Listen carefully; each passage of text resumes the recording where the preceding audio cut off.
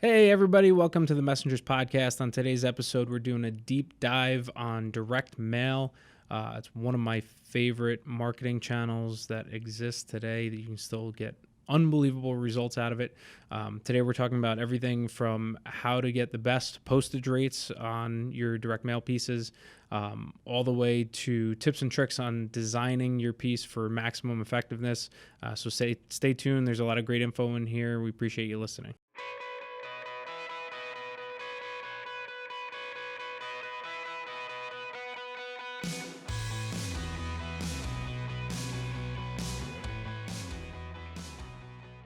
All right, welcome everybody to the Messengers Podcast. I am Chris Searles, and sitting across from me today is the one, the only, Mr. Rob Seifert.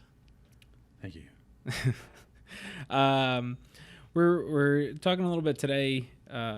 We obviously have been mostly known for our printing and design services here at Searles Graphics, and mainly because we've been around for 45 years now, actually, this year, right?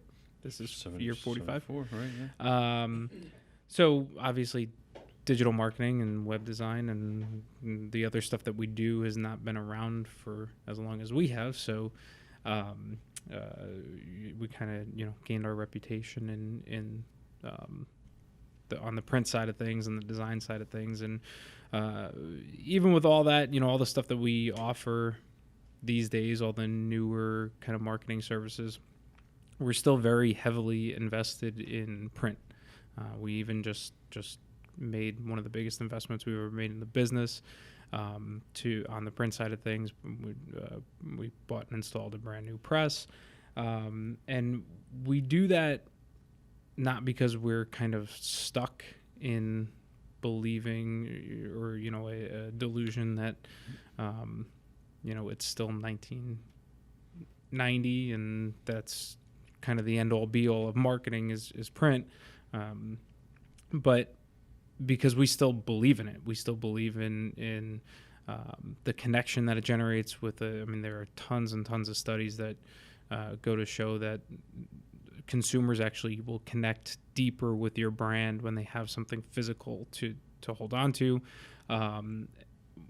And we believe in the power of direct mail right now, especially. We've talked about it in the past, that with more and more people, even to this day, kind of just getting on board and jumping on the digital marketing and digital advertising train, we've seen the value of things like AdWords and Facebook advertising and social media advertising start to decrease or really kind of come in line with what you're paying for it as compared to other advertising options. And what we've seen is a kind of an exodus from the mailbox into the email inbox or the social media stream. Mm-hmm. And it's really kind of left a hole in the mailbox that is there to be filled. People just don't get as much mail as they used to get, and they get excited about getting mail now, where it used to be, you get that junk mail pile that was massive every day, and, it would just kind of go away quickly because people just had to sort through the huge amounts of mail they got. Now you don't get that anywhere near as much. And anything that goes to somebody's mailbox gets looked at significantly more than it did 20 years ago. Right. And certainly more than most of the email that gets sent to their inbox every day. Right. So we wanted to talk a little bit today about direct mail and why, that's I guess one of the reasons why we believe in it. I mean, there are statistics out there that prove that it still is a monster in terms of direct response marketing. It still is pretty much the king. But it does require, one of the reasons we see a lot of people not doing it and going into the digital side of things is that it requires a much higher upfront investment. If you're gonna do it right, you're gonna do it kind of at scale and make sure you're hitting a lot of people and postage rates. I mean, printing costs, postage rates, design, all that kind of stuff does cost money.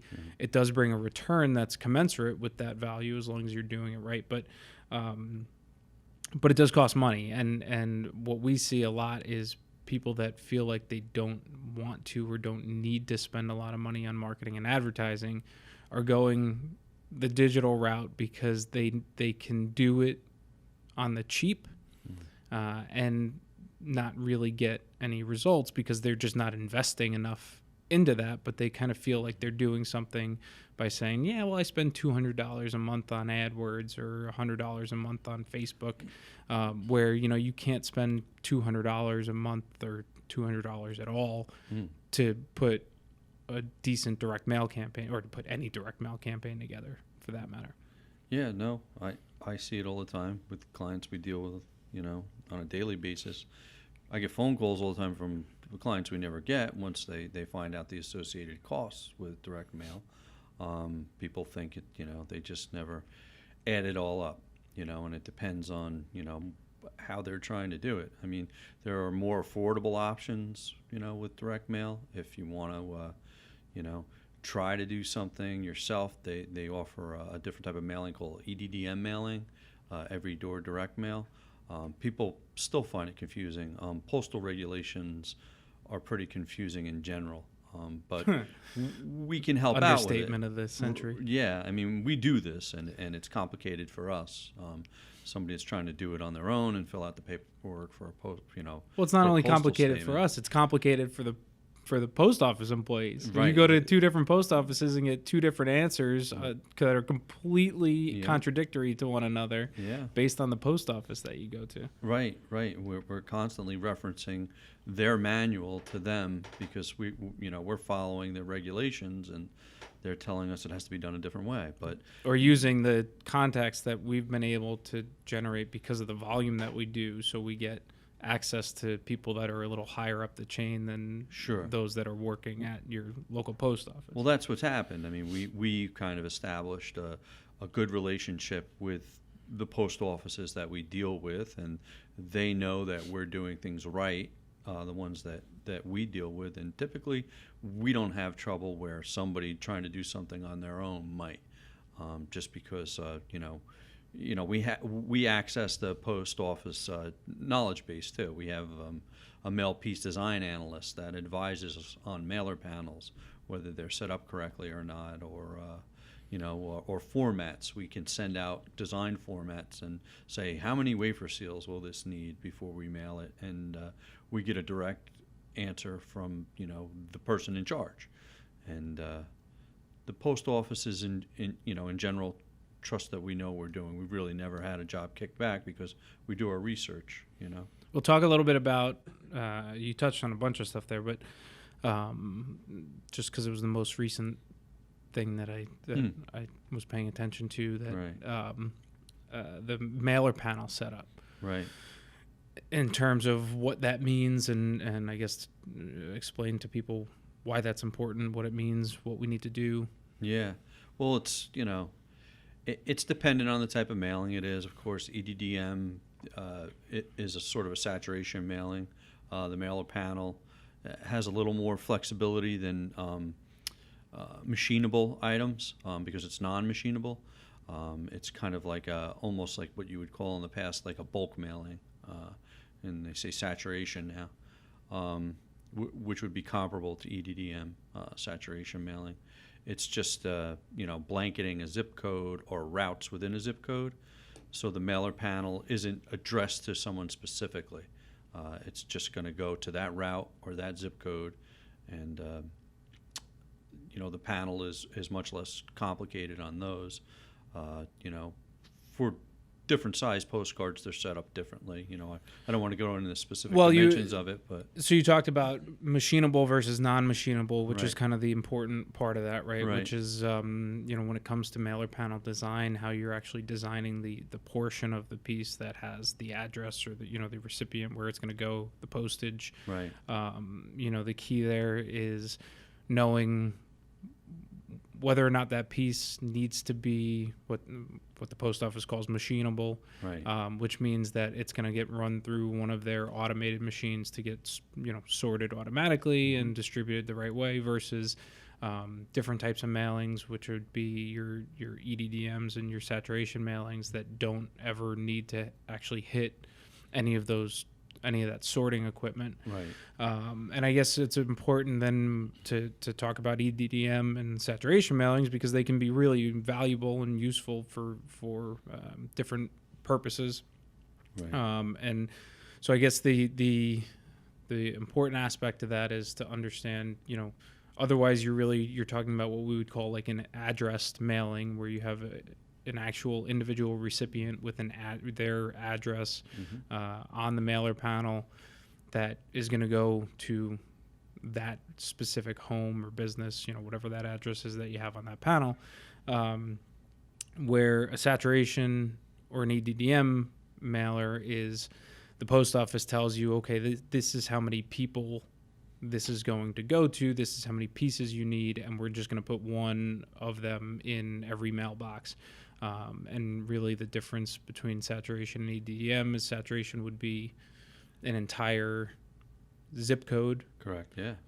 Versus EDDM, where you can actually get really granular and you can pick just an individual postal route. And EDDM is one of those places that we really like to point people, because it tends to be a lot less expensive than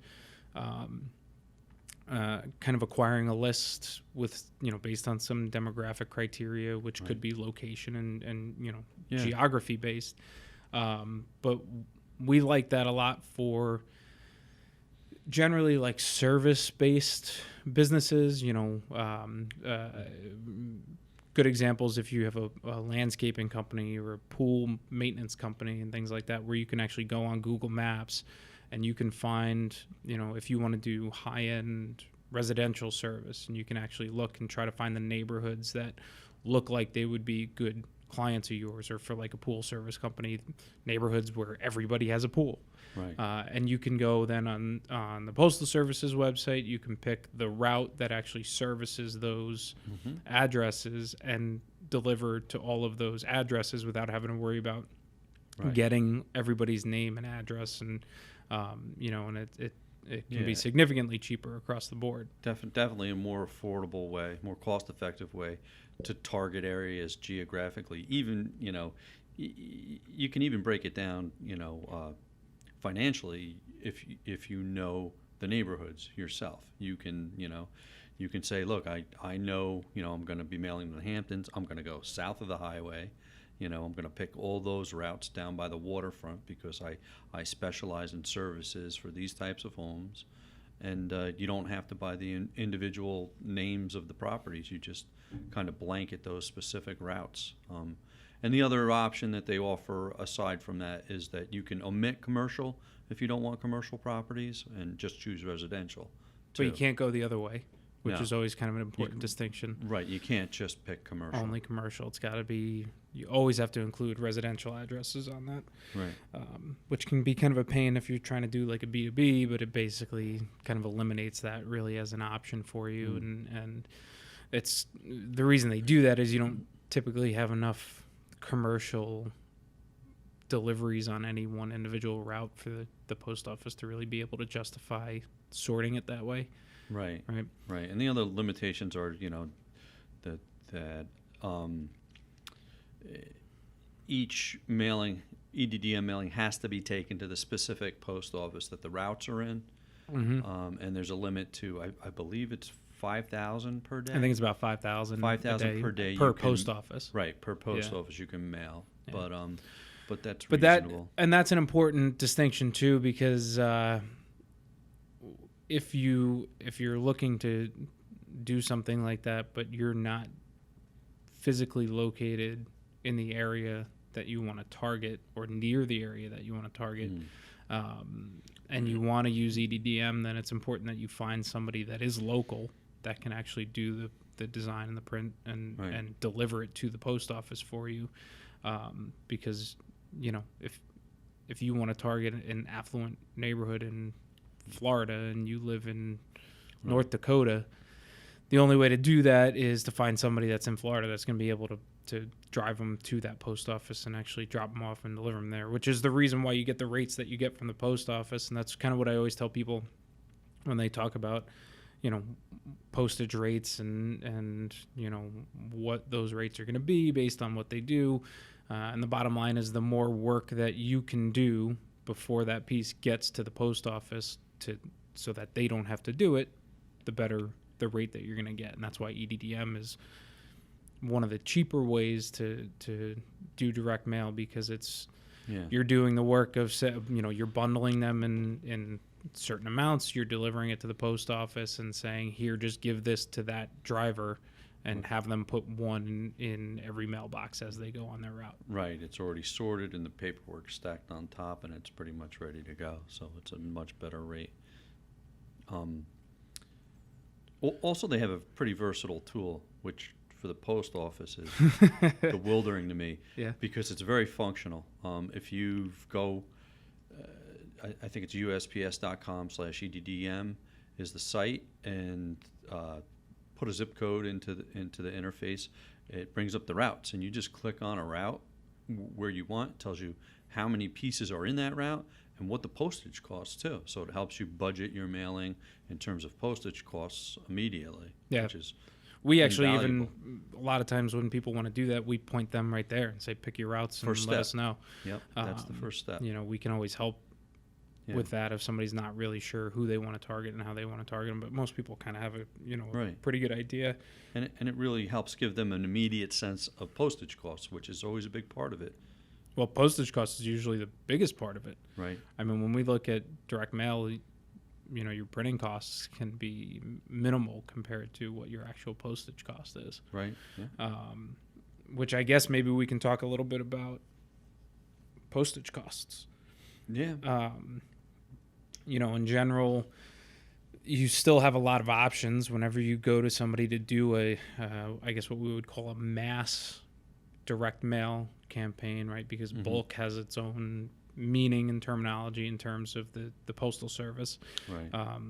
You can send something bulk mail, which means you're getting much better postage as opposed to, say, first class mail, but it can take significantly longer for those items. They're basically treated as the bottom of the barrel. Right.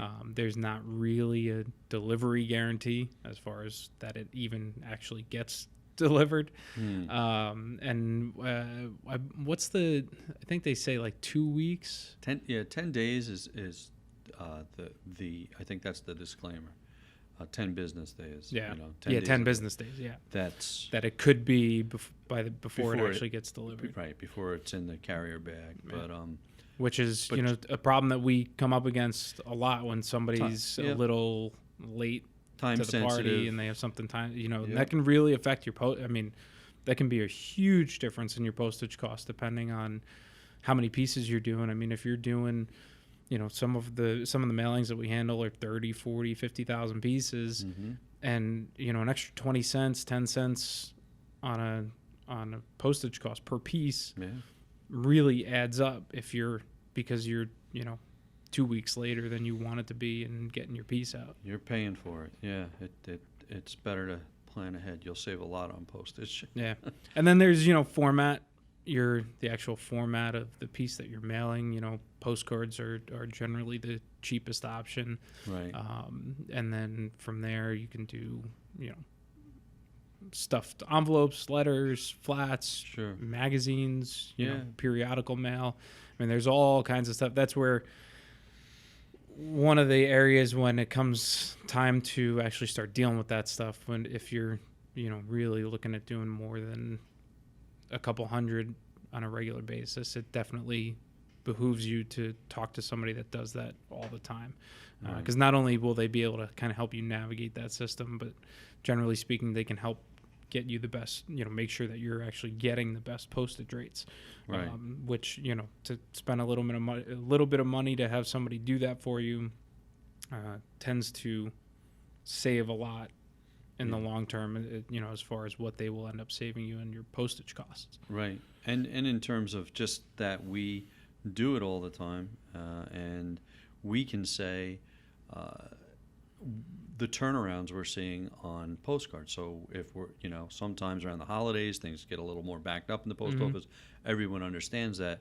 But since we do it all the time, we can see a direct correspondence with our mail date, and we seed a lot of the mailing. So we say, okay, this took us 5 days to get in, the beginning of December this year.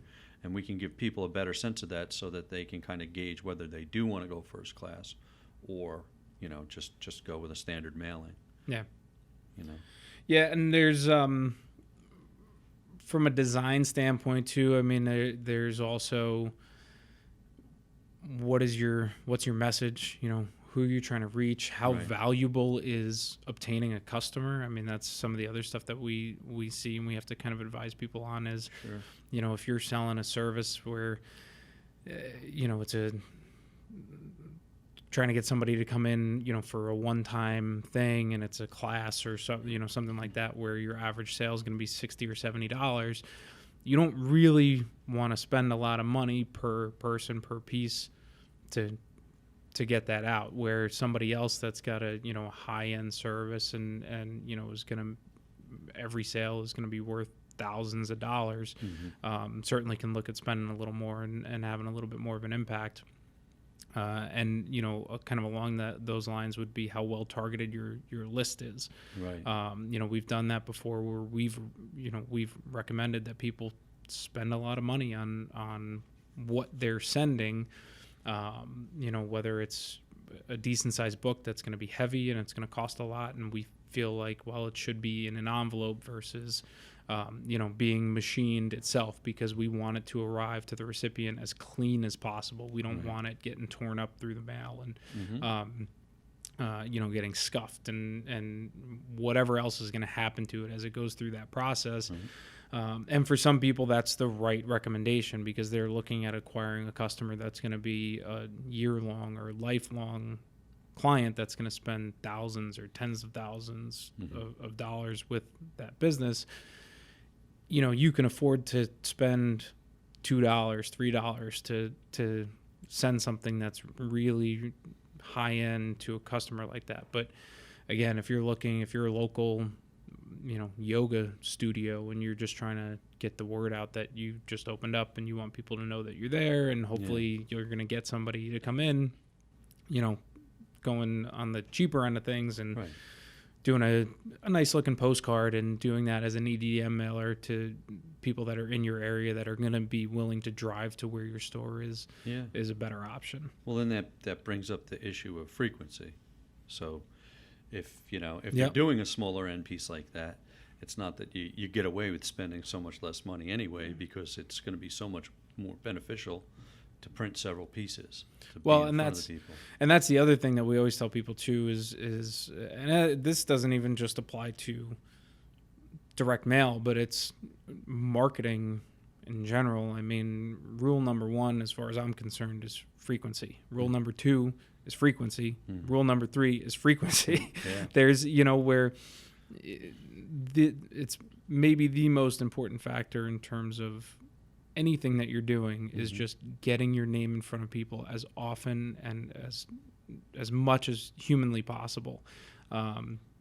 So if you're trying to decide, well, should I do something nicer and, versus doing something that's maybe on the lower end, but I can do it 3 times, 4 times, 5 times, ideally 10 times, 15 times, 20 times, always opt for the option that's going to give you the frequency that's going to actually matter and make a difference. Sure.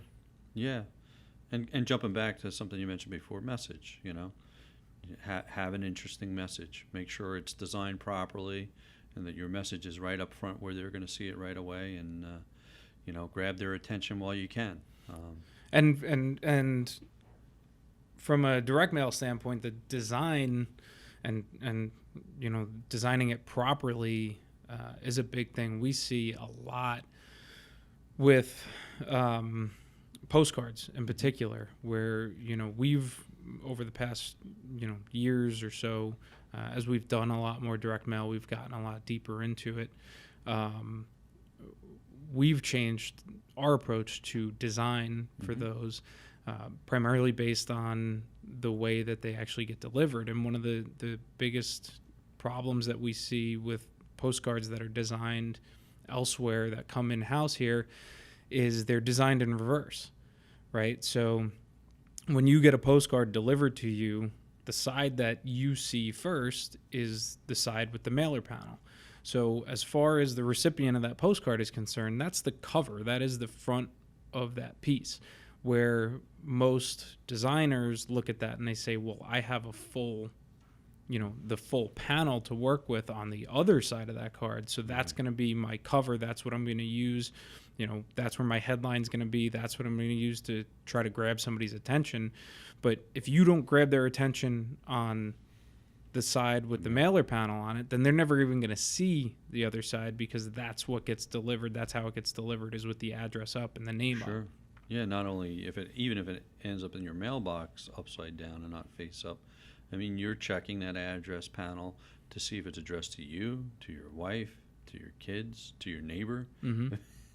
You're always checking it anyway, yeah. So don't ignore that side. Yeah. That's important. And being creative with that can change your response rates tremendously. I mean, right. There's, and that's where then you need to start worrying about working with somebody that really knows the postal service and knows whether or not you can get away with the design that you're trying to get away with, because those mailer panels do need to be a certain size, and again, like we're talking about, whether it's machinable or non-machinable, right, matters on where a barcode might need to be placed on that piece or not.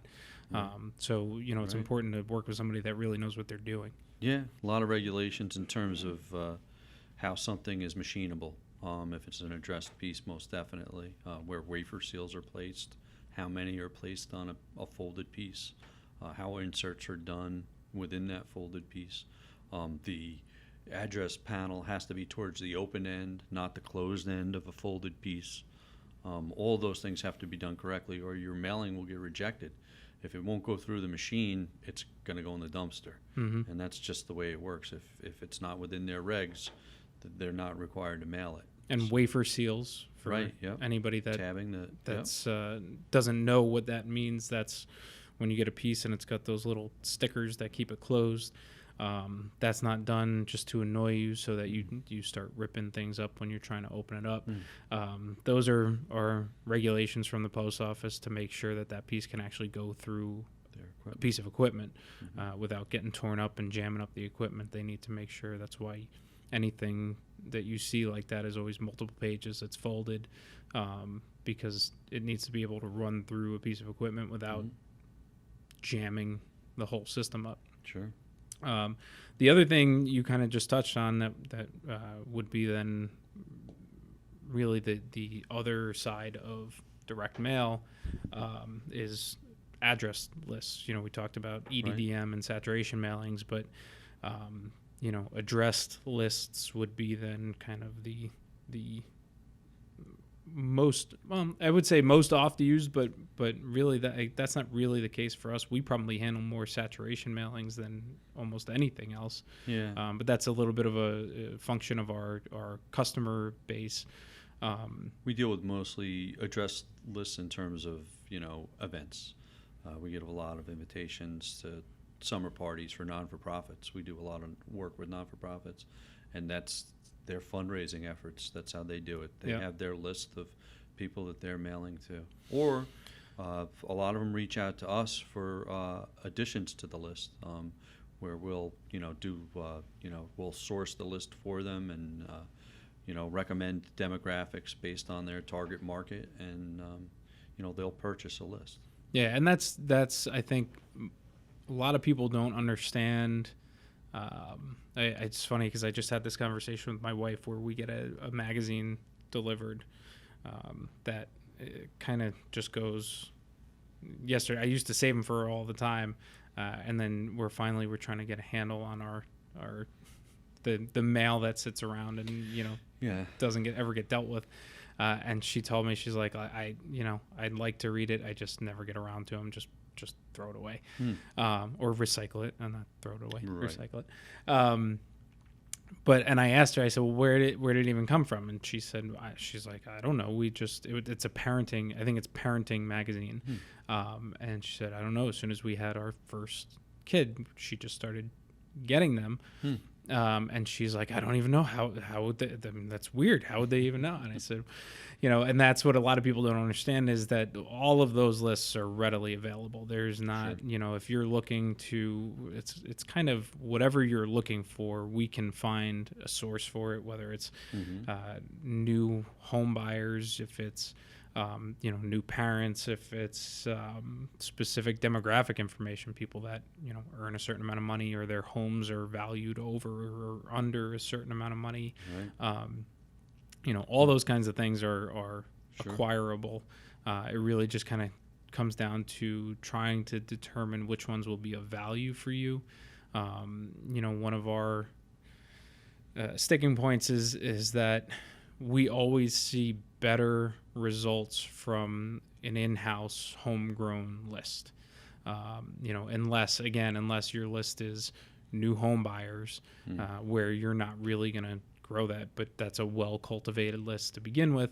Right. The data that we're able to get it's good, but it's not perfect. Right. Where if you have, like you were talking about, your own list of people who have donated in the past, or people who have bought from you in the past, or people who have attended an event, we always see significantly better results and response rates from those types of lists. So if you're hesitant about getting into direct mail, if you've not been doing it so far, that's always the best way to start if you have that list. If not, it's always a good idea to try to start growing it as soon as possible. Sure.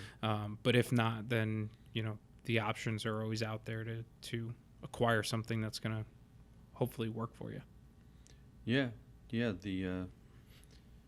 The idea of targeting people through demographics is smart for some people, but in a lot of other instances, the way we started the whole conversation is the better option.